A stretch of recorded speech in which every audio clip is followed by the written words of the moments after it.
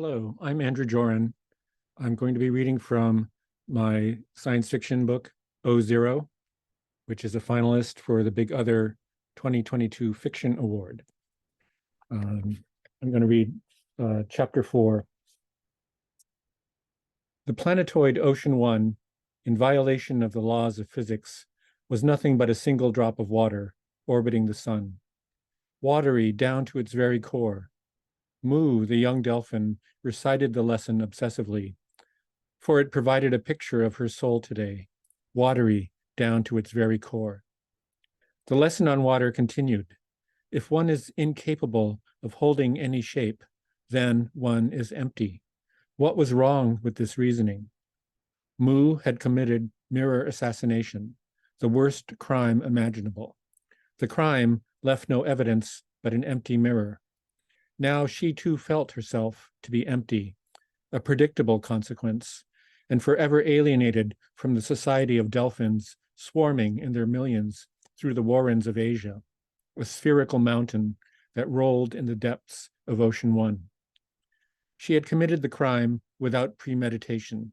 Indeed, the crime could only be a spontaneous act, carried out in a flash of blindsight. Yet, in retrospect, she knew with certainty that she had intended to do it.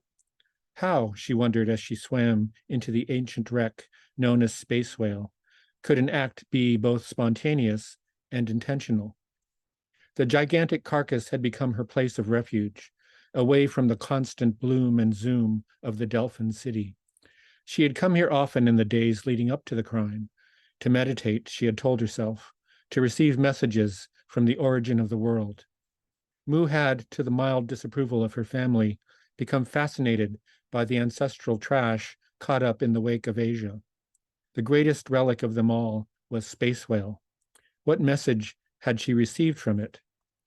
Along the interior walls of Space Whale, fingers of iridescence followed Mu, always falling short of her shadow as it crept over the technoid outcroppings. Mu was not afraid, having become accustomed to conditions inside the relic. Who, she called softly, who? In the aftermath of her crime, it comforted her to invoke the name of the first dolphin to step out of his own reflection. Who, of course, could not protect her now. She would be pursued. The symmetry keepers would know where to find her. Mu slipped easily through the dear old petrified bones. She imagined herself to be Space Whale, alive and plunging through faraway red nebulae. Mu had never seen the stars. She had never swum to the surface to breach that utterly smooth, waveless ceiling and gaze for one freezing instant at the sun. Those who had done so, scientists and mystics for the most part, returned with their faces blackened, spiritual light spilling from their mouths. It was not a crime to breach the surface, to witness the wheels of heaven, to confirm what was already attested in the sacred records, was to uphold the shimmering O whose mirror face was zero. Who said that? Only the violation of symmetry was a crime. Because of Mu's rash deed, one of heaven's wheels was missing now. Mu felt its absence, even here, inside the beloved carcass of Space Whale. They would find her here. They would take her back to Asia, imprison her, gently but without forgiveness, in a tesseract. Desperately, she sought some small item, some souvenir of Space Whale that could keep her company, succor her as she languished for a lifetime in that cell. But this mile-long tunnel contained nothing but the remnants of life machinery. There, what was that? A shiny orb, lodged in a crevice. She pried it loose. It fit perfectly in the palm of her hand. It weighed almost nothing, but felt heavy nonetheless. It had somehow escaped petrifaction. She clutched the orb to her chest, as if Space Whale had gifted it to her. Best to leave now, return to the city. Mu did not want the symmetry keepers to break into Space Whale in order to apprehend her. The relic's interior had become identical to Mu's own, a thought cavern where she concocted stories without characters or events. She did not wish to see this place invaded by the police. Mu waited, as usual, for the fingers of iridescence to point toward an exit, never the same one. This time, they showed her a spiral-shaped sphincter near the head of the relic. Thank you, she whispered, worming her way out, out into the world ocean and all the wild wave action of Asia's detritus trail. Mu clung to Space Whale's hull for a moment. Ocean was warm and good to breathe after the stale effluvium trapped in the carcass's entrails. Daylight filtered down from surface, dappling the hull. Miles ahead rolled the great round rock of Asia, home of Delphin humanity. A played-out utopia, a prison house for Mu. Why not seek refuge in one of the other great rocks? America, Africa, Ost, or Arctica. They were all uninhabited now, but she would have to journey far to reach them, and she would probably die of starvation along the way.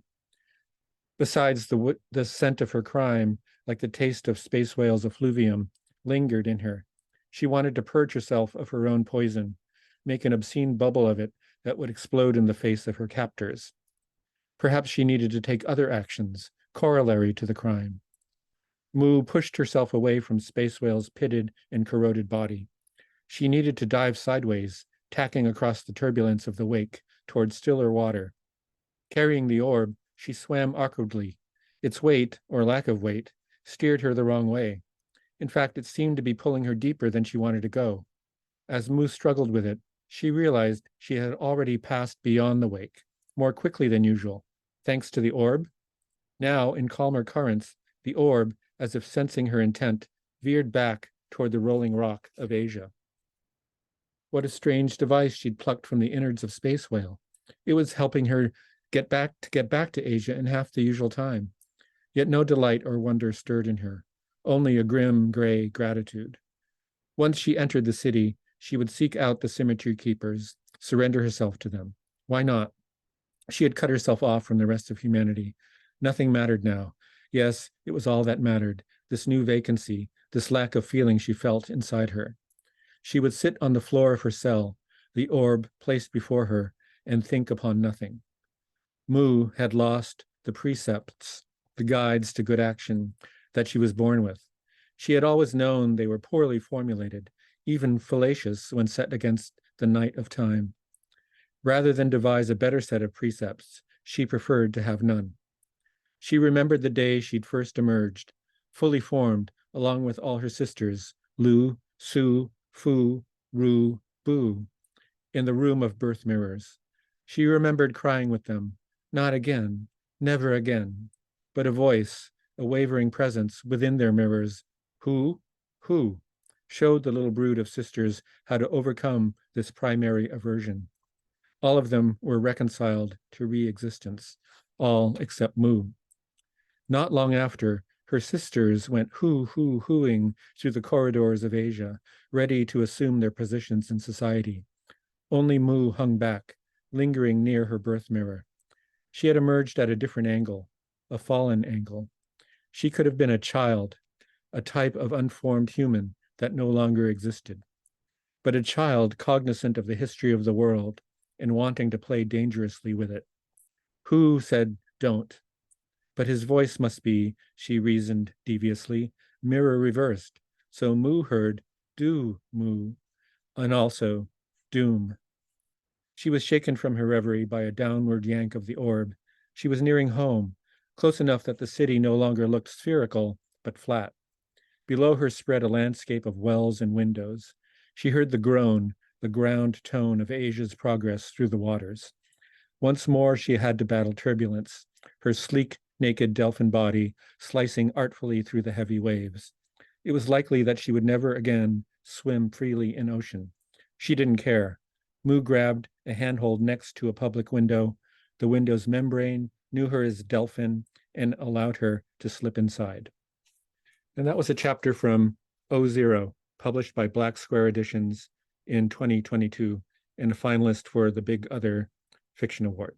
Thank you.